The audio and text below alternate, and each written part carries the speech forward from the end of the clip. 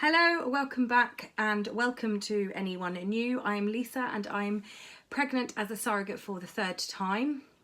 I'm 22 weeks now with a little female hitchhiker in the bump, and I'll pop a little bump shot at the end of this video, but disclaimer, it's not going to be a bare bump shot.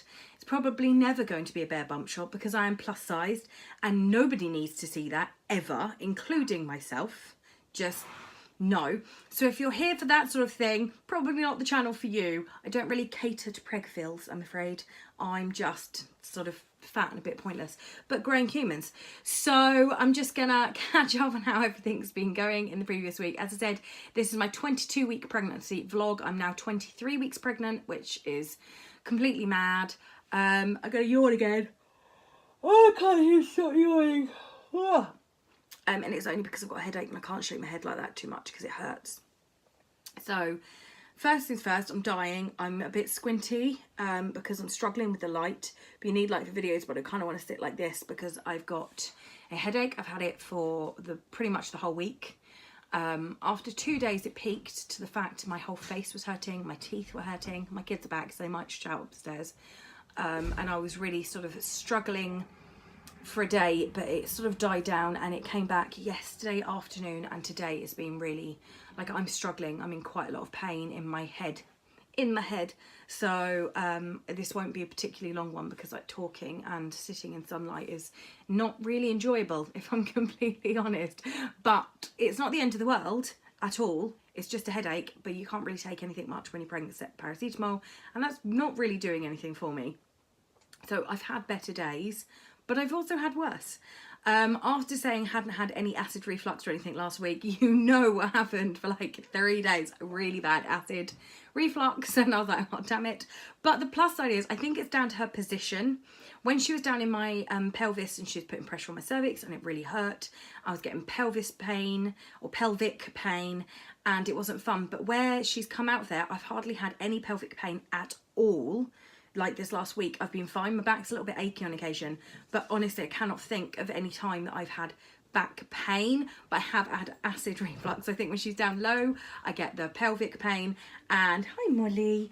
And then when this is my puppy, when she's up high, I get acid reflux. So I think I prefer her being up high because Gaviscon is pretty awesome stuff to take. Next up, I think that was it. It was just like the acid reflux and the headache. The only other thing I will say is this kid is on something. Like, I've never carried a child that is so active when they are active, if that makes sense. Like, right now she's pretty quiet, but she moves most of the day and she moves like she's on something. Now, it's not like this is my second pregnancy. I'm like, oh, she moves loads in comparison to my first. This is my 6th. So I've carried quite a few different humans at this point. And she is by far the most manic, which I find hilarious because I'm not the one raising her. Enjoy, Mark and Mark. As you're saying that, my most active one before this, as I said to Mark, I think it was yesterday or the day before, was actually George. And at one point, I swear he fractured one of my ribs because of the positions he used to get into. But he's like the most chilled child on the planet. So she may be absolutely on something in utero just to make my days more fun. But she may be fine when she comes out. But I'm slightly terrified for being 30 plus weeks pregnant because I think she's going to break something in there because she's like, honestly, ADHD and someone's given her sherbet. I've never known anything quite this mad. But then Seth was a really, really chilled baby and he hardly moved.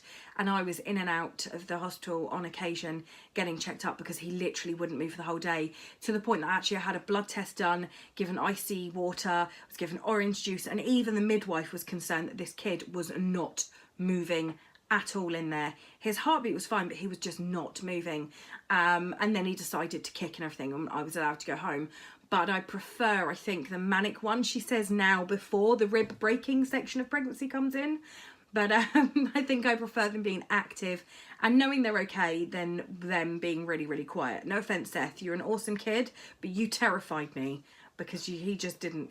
But he's also even more chilled than George is in real life. That kid does not care about anything much. He loves everyone and he's really lovely, but he's like, naturally, no to give.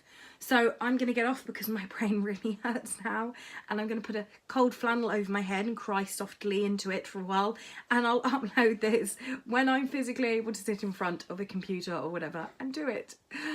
My brain hurts. All right, bump bit coming, and I'll see you all next week. Bye.